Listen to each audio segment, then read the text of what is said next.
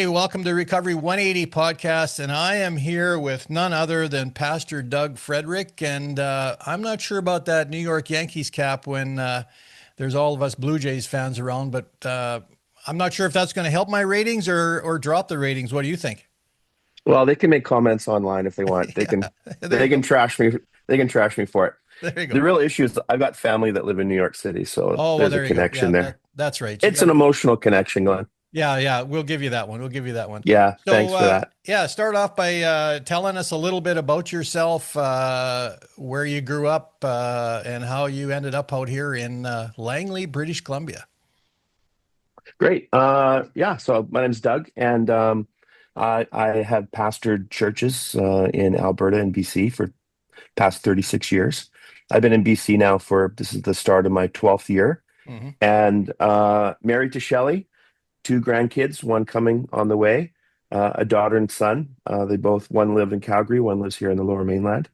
So that's the joy of my life. My life goal is to, when I'm like in my 90s or hundreds, dying on some bed in some hospital, to have my family around me. Oh, there you I go. mean that sounds really weird, but in our day and age where there's so much like family tension and pressure, I agree. I want my family there at the end. So I work hard at that and make sure my relationships with them are good. But I just recently finished pastoring in Christian Life Assembly, but also like a sub congregation called Recovery Church, Hmm. and have been part of Recovery Church for the last 11 years. And just transition to, yeah, that's a good promo, Glenn. Love it. I think I have my Bible here, so it's like Yeah, on there both you go. sides of my Bible, Yeah, I yeah. still carry it. And of course, like I didn't even think about it this morning. It wasn't like I didn't do it on purpose, but just one of the partners of Recovery Church being Wagner Hills. So Yeah. yeah, that's been probably one of the joys of my life is pastoring Recovery Church for the last decade. So it's been Yeah. good. Yeah. But made a transition to more working with churches across BC, Hmm. and but still a volunteer in Recovery Church. Can't give that up. Yeah, that's hard to drop, right? That's hard once that gets in your blood, helping people that are less fortunate and that are going through addiction. That's tough to step aside and say, I'm not going to do that anymore, right? Yeah, very Yeah. hard, Yeah. very hard. So let's unpack that whole recovery church thing because I think that's something that we're both very interested in. What's the purpose? What do you see as the purpose in a recovery church? Because I know there's not a lot of them around. A lot of churches aren't really equipped or don't maybe have people that are willing to step up and head that up. But what's your thoughts on the recovery church general model and what we're doing here in Langley? Yeah, I think like what's happening at Christian Life Assembly with Recovery Church is that there's a great base that started out of revivals, a church revival in the like 200s. Mm-hmm. Um, and I think the concept of a recovery church, Glenn, is to provide a safe place for people who are in addiction, walking in addiction, family members who are in addiction. And I actually don't understand why every city across Canada uh, is not thinking about that kind of ministry, because I think scriptures are pretty clear to us that Mm-hmm. in Luke chapter 4 that the bend of the church should be to the least, poorest, the most broken. And I think across Canada right now, it was in the news this morning when I woke up making coffee, is the toxic drug crisis. And it's not a drug crisis. It's a drug crisis. And it's not a Vancouver crisis. It's right across Canada. And it's not in the downtown areas. Like 74% of people who die in addiction die at home. In Mm-hmm. suburbs, like maybe some of the people who are watching Mm-hmm. your podcast. So I think that the whole idea around Recovery Church is to remove the barriers for people in addiction to actually have an encounter with the living resurrection filled Christ. Mm-hmm. Um, One of the things that is said, I mean, I'm not the main leader there anymore, but a volunteer. But one of the things that we say predominantly when we start Recovery Church, and it looks like a regular church service, worship, announcements, testimonies. Someone brings a word, but there's a definite edge to it, Mm-hmm. and there's it speaks directly to the hearts of the people who are in addiction. But one of the things that is said probably every week is, if you are here and if you this morning had a needle in your arm or you're snorting something or drinking something and you're here with us, Hmm. there's no shame in this room. There's no judgment in this room. We say we want you to encounter Jesus without those barriers of trying to explain to somebody who you are and why you're in church. And I think that's the big thing sometimes. There's a safety to it. There's a safety to Recovery Church where people will go to a regular congregation, and that's the ultimate goal. We want people to integrate into the church. It's not like a little silo. Hmm. But when people say, "What's your story?" There's still, I think, in the church, wrong and false ideas about people who are in addiction, Hmm. or where they've come from, or the decisions that they've made. So I know that's a long answer to your question, Glenn, but I think it's just a safe place. Recovery Church Ministries is a safe place for people to encounter God and Well, Jesus. yeah, and I did an interview with Dr. Ray Baker, who is big in recovery coaching and addiction medicine, and he said there's a very big need for that follow up after individuals go through addiction centers or clean up or go sober. They need to have, he calls it capital, recovery capital, and I think that's what church recovery church is. So, what sort of like for, two questions, I guess. First question is, why do you think churches aren't more open to this? I guess you touched on it a little bit, but are they Yeah, scared or are they just not equipped? yeah. I think, Glenn, it's both. I think there needs to be a champion in every church. Like I know that my heart, I know your heart would be this for this too, is to see a recovery church model in every city. Mhm. Um, there is a recovery church that's taking place in Halifax. Mhm. I know that we've had discussions with people in the Lower Mainland for more, but I think it is a perception of people who are in addiction. Um, one of our leaders, Garrett Cahoon, sometimes people say to him, being in a recovery center, it must be like, you know, I mean, Garrett's not in a recovery center. He's leading a recovery church right now. But Mhm. this idea that, oh, it's fun that you're at Wagner Hills, there's no fun in it. And No. people are in addiction not because they thought, "Oh, I'm just going to go party." Mhm. Yes, that happens, but a lot of it comes out of trauma and pain. And so I think it's the perception of the church of who are the people in addiction. I'll Mhm. just tell you one story, but I also think it's the theology around it. Mhm. I think there's an arrogance in the heart of the church that we are above people, and Mhm. we've forgotten Matthew 25 over Matthew 28. Right. But Right. one story is when new people would come to Recovery Church, I would always try to, like, where are you from? Do you want to grab a coffee? And Mhm. so there's this one guy, I'll just call him Max, which is actually close to his name. But Max was in a recovery center in Vancouver, so I drove out to Vancouver and met with him, and just asking his story. And he pulls out a card and he says, I'm actually the vice president of marketing for Acer Computers China. Mhm. And so he's in a recovery church, he's in a recovery center, Mhm. but recovery and addiction does not just hit the people who are on the downtown east side. Right. Right. I would probably say in our church, and if you're listening from a different church, there's business people, there's executives, there's housewives, Mhm. there's maybe pastors who are walking in deep Yeah. addictions. Yeah. And so the perception is not, we have to stop thinking about the downtown east side or the core of your city. But first of all, it's very widespread and it hits every level of um, economic Mhm. section. There's somebody who's walking in addiction. But I also think there is I don't want to go too deep in this, Glenn, and you can stop me in this, but I think theologically, the church has walked in an arrogance, thinking that we are actually better than other people. Okay, I'm just going to say it as briefly as I can.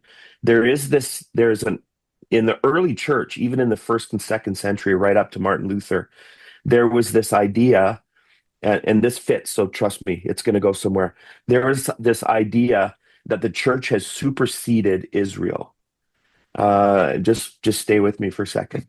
So even Martin Luther, in his later days, would have been very anti-Semitic about Jews, saying the church now, Gentiles who are Mhm. in the church, are above the Jews. And so we call that supersessionism or replacement theology, where actually in Romans 9, 10, 11, it's very, very clear that we are not above Israel. We, as people of God, have been grafted in to the plan of God.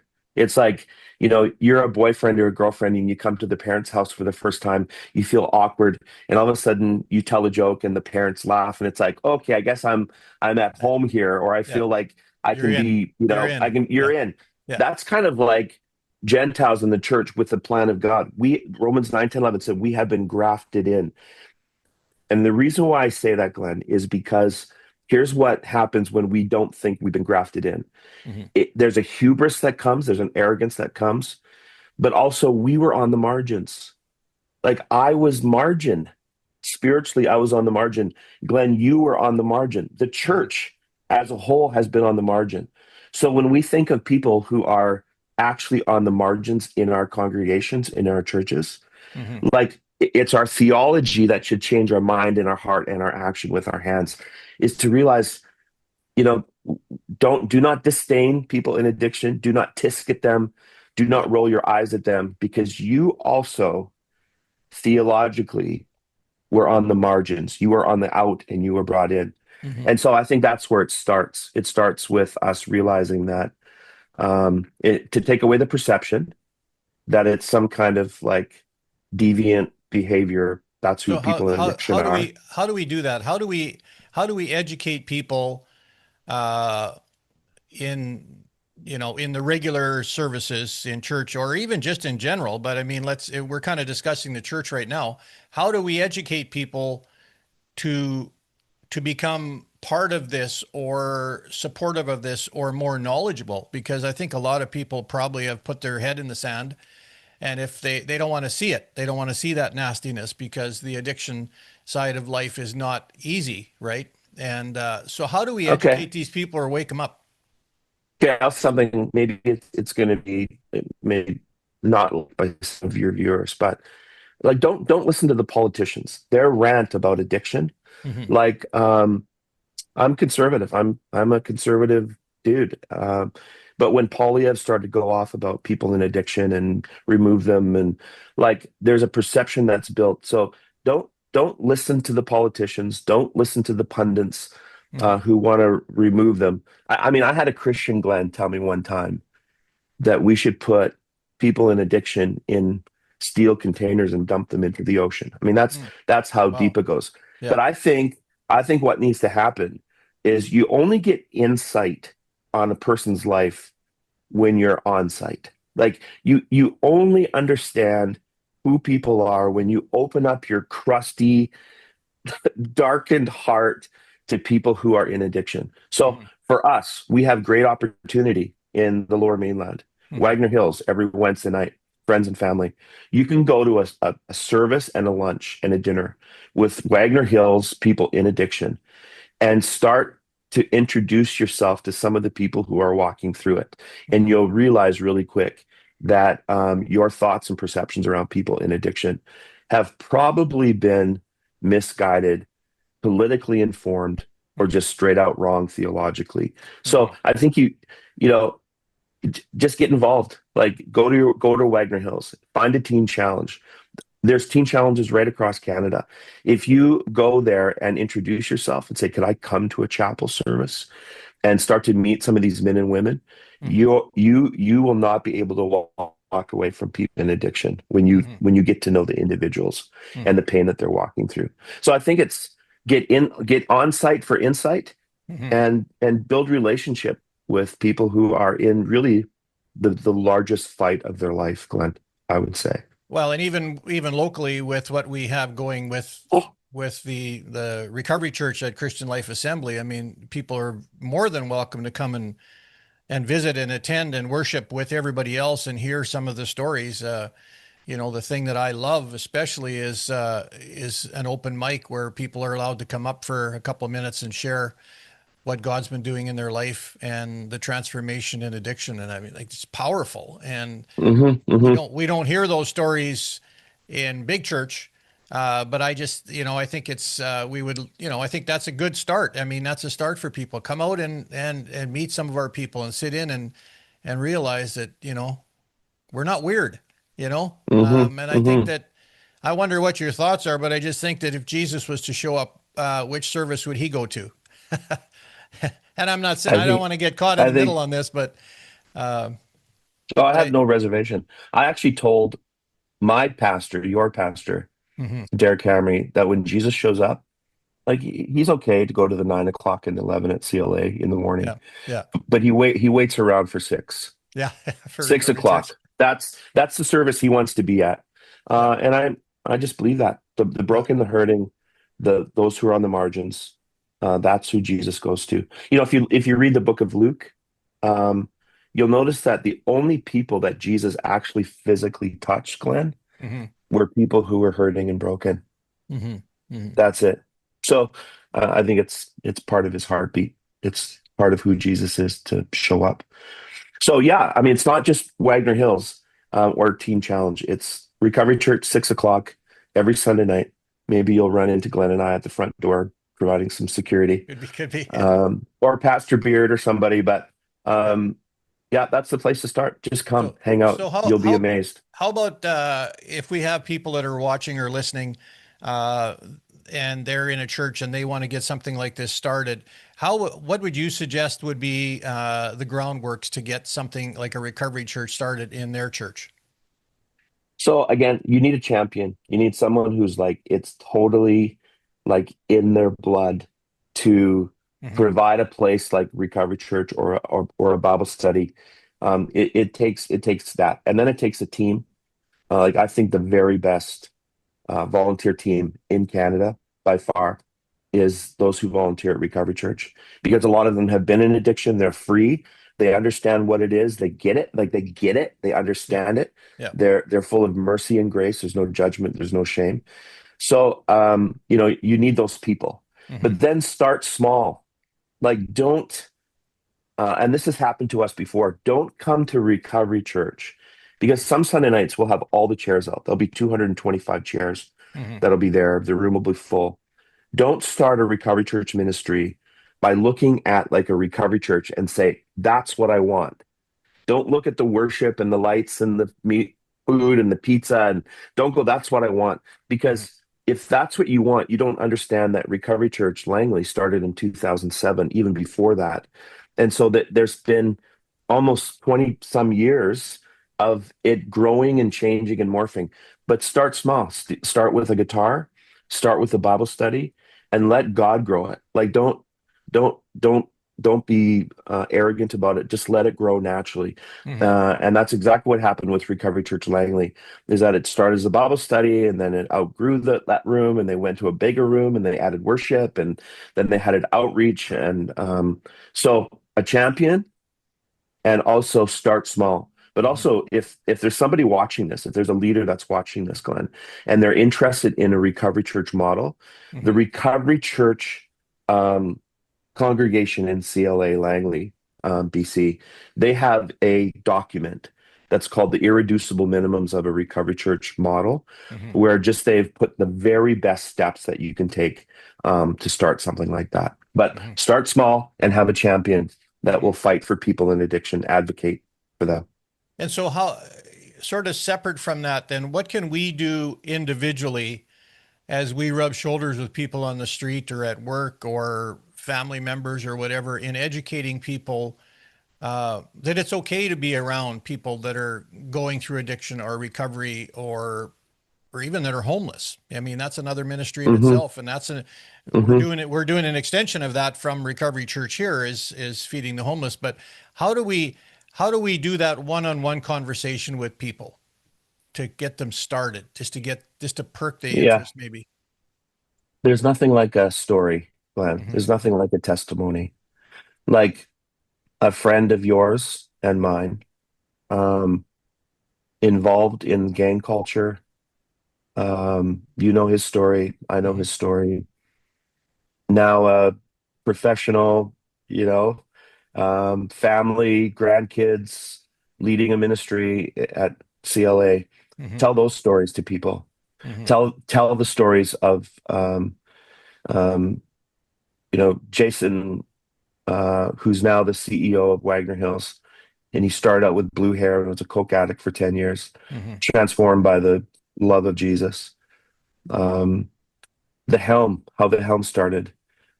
Yeah. It was a story of a meth addict who in prison came to Christ and is living free. Hmm. So I think, if you know a few testimony stories, tell those stories to people who are questioning the lives of people who are in addiction. That's the other side of it is just the amazing stories that we are able to see and tell, and that's why it's so worth it to keep going. Yeah. So, Well, did I answer your question? yeah, yeah, and I mean, I'm thinking about the marketing side of it, like in that's maybe not the right word to use, but educating probably more than anything else. But like, is there a place you think for main church services to be promoting this from that stage? Because we're not hearing it promoted so much from main stages in churches that, if you have people in addiction, there's a recovery church at this particular church in this city or whatever. Like, do you think Mm-hmm. there's a place in that? I know churches are pretty plugged up with lots of announcements as it is, but do you feel that it's important enough that it should come from the main stage? 100%. Push yourself into that Hmm. realm. Like, Yeah. just if you are leading a recovery church, just prove yourself to the local church leadership, your pastor, that you're consistent, that you're passionate for it, and that you build people. You're building a team around you. Hmm. And then push in when you have a Christmas banquet and you need to raise some money.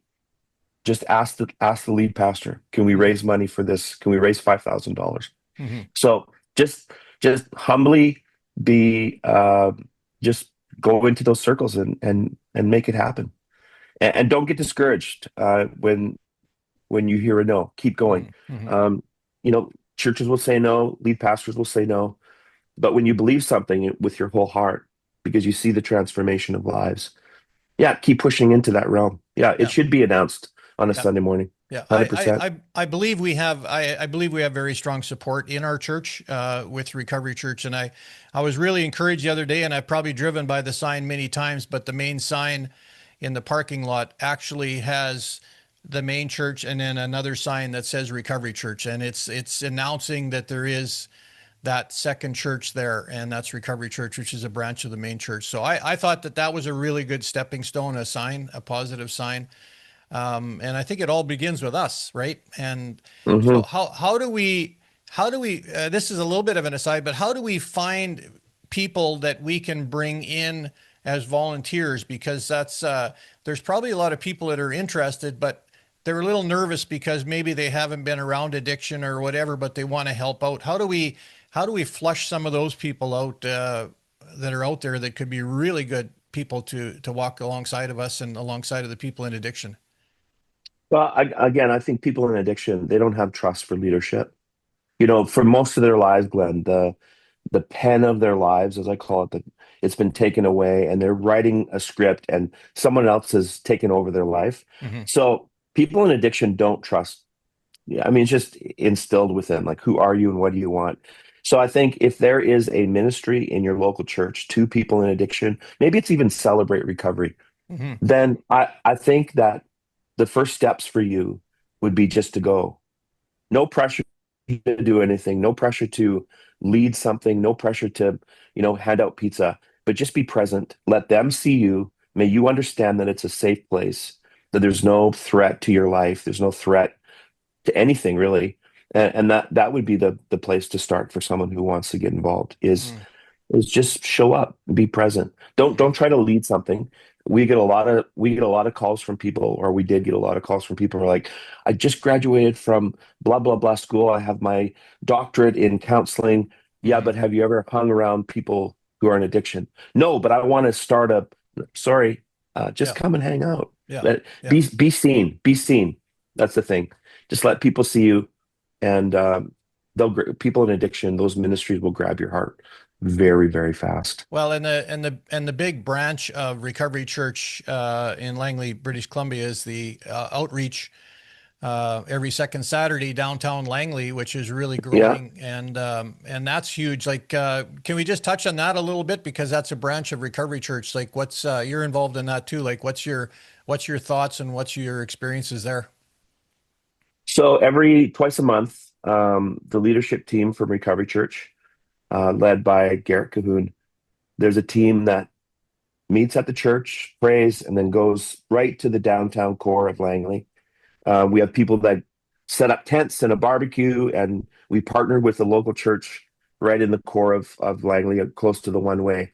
Hmm. And we have two or three teams that they walk every street, every back alley, every section of that downtown, just inviting people to come.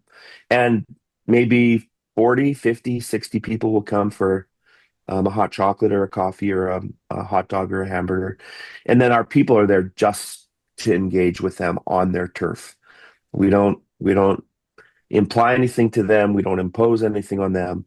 We just build a relationship with them. And we've Recovery Church has seen some of those people attend Recovery Church, Hmm. but you'll also realize that they are some of the most grateful, thankful, kind people that you'll ever meet.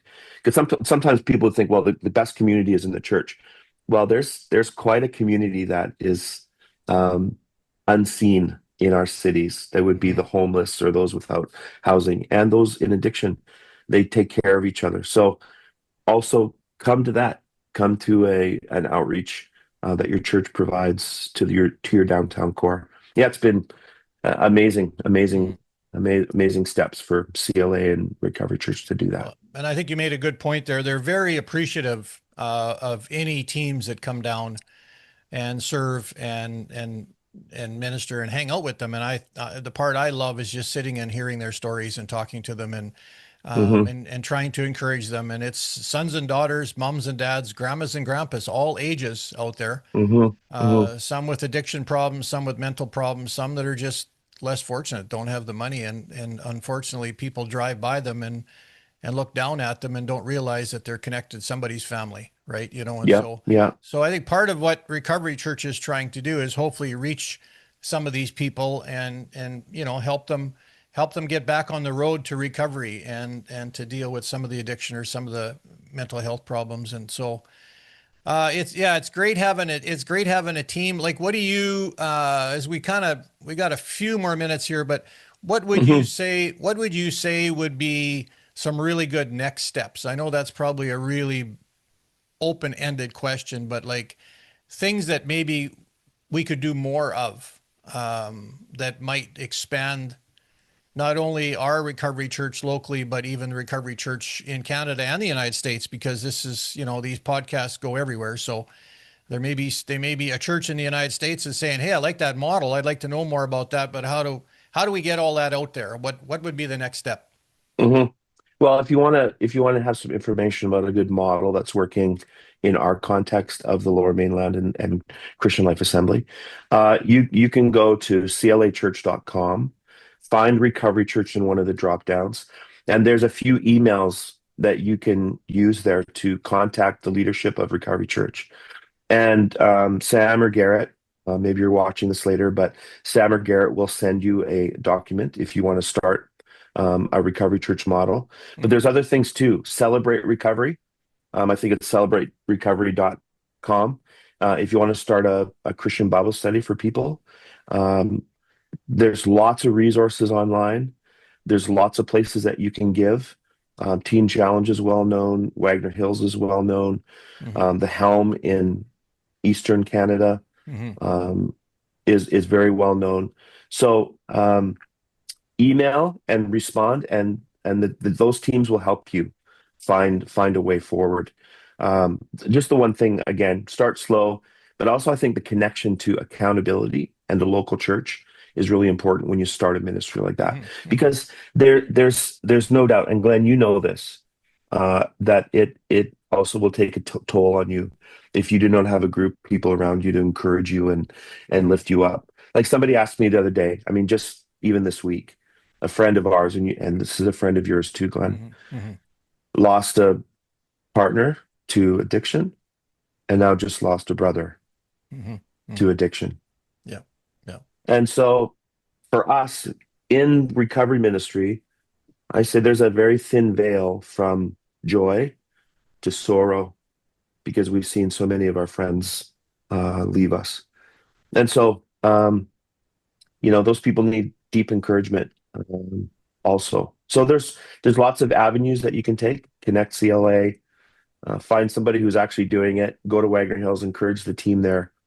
Yeah, Take yeah, take those steps. And I think in your show notes, Glenn, if you yeah, I will. I'll put some you connections could down put there. some email addresses in there, Yeah, and in the description of the podcast, I'll put some connections in there for sure. yeah. Yeah, it's yeah, we've lost some friends along the way. I think there's quite an urgency for us to stay. It's not like, well, I'm going to take the year off. I don't think it's like that. I think that that's when you have if you're watching this or listening to the podcast and you feel that stirring inside you to get involved, I mean, that means God is speaking to you. And that's the kind of Hmm. people we want working with us because Hmm. they're sold out, right? Hmm. And so we're excited Right. about that. So yeah, great Very good. information. Any final words of wisdom before I kick you off, or what do you think? I'll just give you another theological push in Luke chapter 4, where Jesus says, "I've come to help the poor, the marginalized, the broken." That came from Isaiah 61, and this is not repeated in Luke chapter 4. But Jesus looks at people who are broken and hurting and needy, and this comes from Isaiah 61 verse 3. He calls them oaks of righteousness. Mm-hmm. They're not margins. They're not scum. They're not to be put in a container. These are people who are deeply loved by God, who he calls oaks of righteousness. And so, ask if you're watching this and you're just, coming into this addiction realm of love and care. Let the living resurrection Jesus change your perception in your mind, and let it change your heart, and walk in empathy and compassion. That's what the Bible's all about. Mm-hmm. But also, yeah, go Flames. Yeah, go Flames, go Oilers. How's that, Glenn, for you? Yeah, there you go. That's Just a to good hit. really stir it up, Yeah. bring sports into it. But Well, we thanks, want to. Glenn, for Yeah. thanks, Glenn, for the invite to be with you on your show, on your podcast today. It's a real joy. Yeah, and And I it's just want to say thanks to you, Glenn. You have um, a heart for people. You get it. You're there. You're not just some volunteer in some ministry. You show up numerous of times during the week, and so appreciate you, Glenn, and well, appreciate being on your podcast. well, we just yeah, we're really trying to educate people about what Recovery Church is about, but just recovery begins. It doesn't even have to be in a church. Supporting people in recovery can start with you today, with your neighbors, with your family, with yourself. Hmm. There might be Hmm. somebody that's saying, "Hey, these guys are talking about something that's going to help me." So yeah, we want to encourage people. I'm going to try to put some links down in the description part of all of this. But thank you, Pastor Doug Frederick, for Happy. jumping in, and the fact that you're wearing a Yankees cap and you're promoting the Calgary Flames. I guess I might have to edit those parts out, but either way, life has to move forward. Either way. You gotta be true to the things that you love, right? There you go. All right. Well, thank you very much, and I look forward Thanks, Glenn. to continue working with you in Recovery Ministries. And thank you for taking time to do this. And I hope that a lot of people it'll perk something inside them as a result of this discussion. So thanks again. Have a great Let it day. be. And I like Yeah, to say, bless you, keep Glenn. your stick on the ice. Keep your stick on the ice. How's that for an end? I'll do that. Okay. I'll All right. take Thank that. you. Thanks, Glenn. Yeah, Yeah. God bless.